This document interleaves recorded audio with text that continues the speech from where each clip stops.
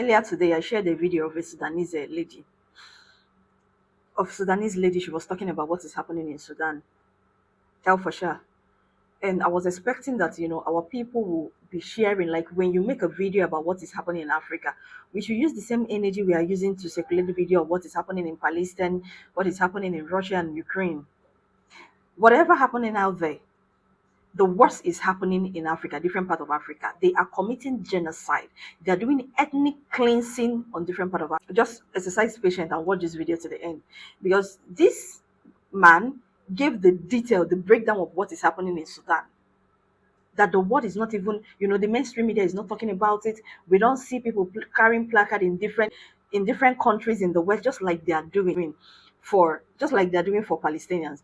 I'm not saying that what they are doing for Palestinians is wrong, yeah, but the world don't pay attention to what is happening in Africa like they pay attention to what is happening outside Africa. Sometimes people come and ask Christian, like, why is it that these people cannot just leave us alone? They should leave us alone to manage our resources. They should leave us alone to do XYZ. The answer is what a former France minister said a couple of months ago. And he said it was Emmanuel Macron's stupidity that opened the eyes of Africans. One thing is certain: if France loses its colony, our children and grandchildren will go to Africa in search of their livelihood. Immigration will change direction. Macron needs to go, or France will suffer. Europe needs to unite to fight this new African vision. Europe needs to unite to fight this new African vision from Mali, Niger, Burkina Faso, and other countries, or they will follow suit. If one of the pushists goes down, that is, if one of this leader from these three Sahel states goes down, the others will abandon the vision because they have studied us for so many centuries and they understand us. They understand our nation. They understand that descendants of our great ancestors are different from our ancestors. And Africa has no history, therefore, Africa cannot run the world. We all need to understand that. You see, this development, this innovation, this advancement, a lot of things that we see outside of Africa, and we'll be like, wow, look at what these people are doing. We are seeing skyscrapers, we are seeing different metro, different wonderful things. So many of these things were built on the blood, the pain, the death, the sweat, the anguish, the suffering of Africans. Watch this video. The United Arab Emirates, Dubai, is bankrolling the Sudanese genocide. Everyone's obsessed with Dubai. Luxury, excess, a playground for the rich. I know people that don't even got money that's saving up to go to Dubai. But while influencers are posing by the Burj Khalifa, a genocide is being bankrolled right across the Red Sea. Dubai is built on blood gold and Sudan is bleeding. The Rapid Support Forces, the RSF, has turned Sudan into a graveyard.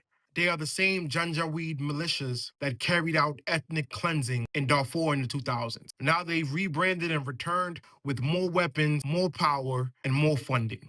Entire villages wiped out.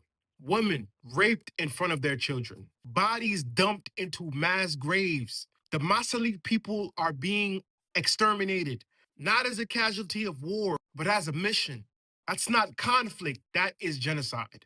And who's arming the butchers? The United Arab Emirates. While the UAE claims to send humanitarian aid to Sudan, satellite data and leaked reports show that these planes carried weapons, drones, trucks, ammo.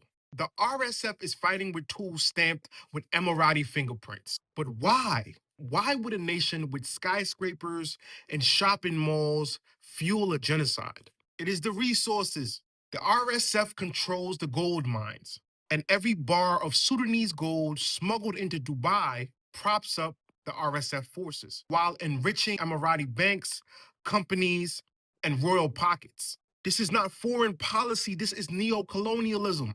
Modern day empire, not with armies, but with extraction, blood money, and silence. Every time you post that Dubai content, remember that skyline, that mall, that glittering wealth is subsidized by the plunder of African land, labor, and life. Sudan even brought a case to the International Court of Justice. They said it clearly, the UAE is complicit in genocide. But the court said it didn't have jurisdiction. Translation, no one is stopping them. The UAE funds warlords who burn children. then builds five-star hotels to hide the smoke. This isn't a conflict between equals. This is an empire eating a nation alive. Sudan is dying for Dubai to shine. You can't call it peace when your silence is bought with blood. You can't claim luxury is harmless when it's dripping in genocide. This is the cost of your vacation. And if we don't speak now, Sudan won't be the last.